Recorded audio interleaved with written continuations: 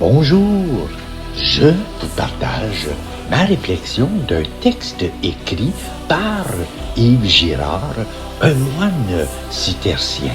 Et le titre est « Dieu est victime de lui-même » et c'est là sa grandeur. Voici le texte. Dieu est victime de lui-même et c'est là sa grandeur.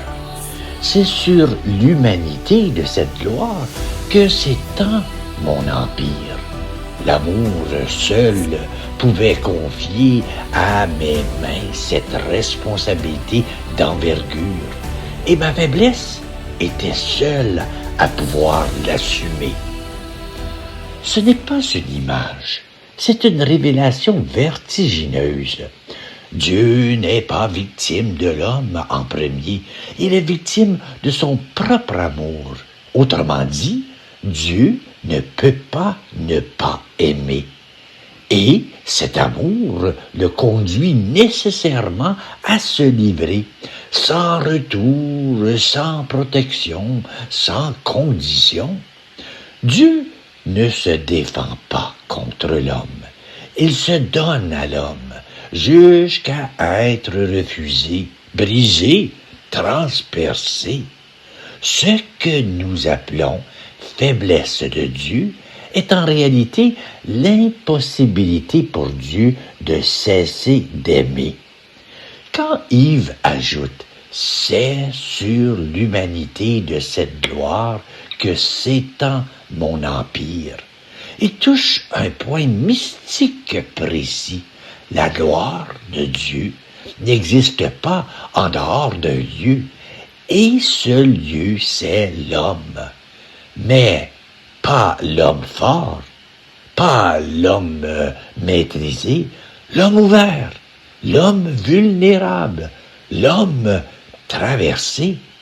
La gloire de Dieu, ce n'est pas une lumière extérieure qui écrase, c'est une présence intérieure qui prend chair dans une humanité consentante. Là où tu consens à être traversé, Dieu devient visible. Là où tu résistes, Dieu reste caché. Alors, la vraie question n'est plus « Est-ce que Dieu est là ?» mais « Où en moi Dieu peut-il passer ?» Yves écrit ensuite « L'amour seul pouvait confier à mes mains cette responsabilité d'envergure. » Quelle responsabilité? Pas faire des choses pour Dieu, mais porter Dieu. C'est infiniment plus exigeant. Porter Dieu, cela signifie devenir un lieu où Dieu peut encore se donner, non pas en parole seulement, mais dans une manière d'être qui ne retient plus rien. Mais attention, on ne porte pas Dieu avec ses forces, car il dit « Ma faiblesse était seule à pouvoir l'assumer. » Voilà le premier point, ou voilà le point central. La faiblesse n'est pas un manque accompli, elle est une ouverture ontologique. La force ferme, la faiblesse laisse passer. La force contrôle, la faiblesse consent. Et Dieu, étant pour pur don, ne peut passer que là où rien ne l'arrête. Ta faiblesse devient donc capacité, ta blessure devient passage, ton incapacité devient lieu de manifestation. Mais seulement si elle est offerte et non subie dans la révolte. Entrons encore plus loin. Si Dieu est victime de lui-même, alors cela signifie que Dieu accepte éternellement de dépendre de l'accueil de l'homme pour se manifester. C'est un risque absolu. Dieu se remet entre les mains de l'homme et l'homme peux refuser. Comprends-tu la gravité et la beauté de ta liberté?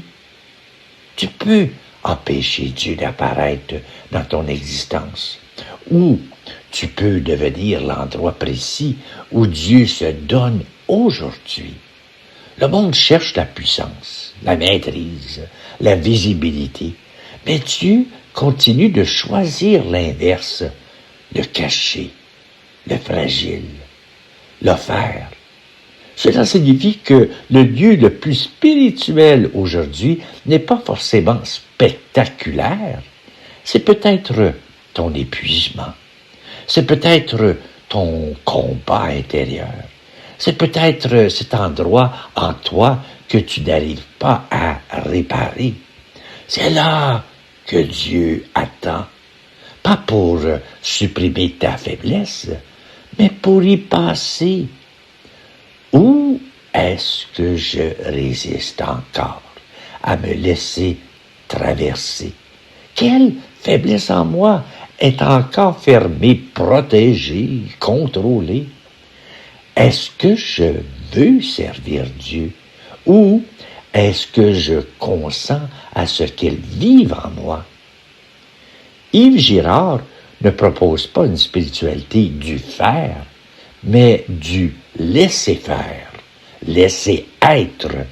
Dieu se livre, mais il ne force pas.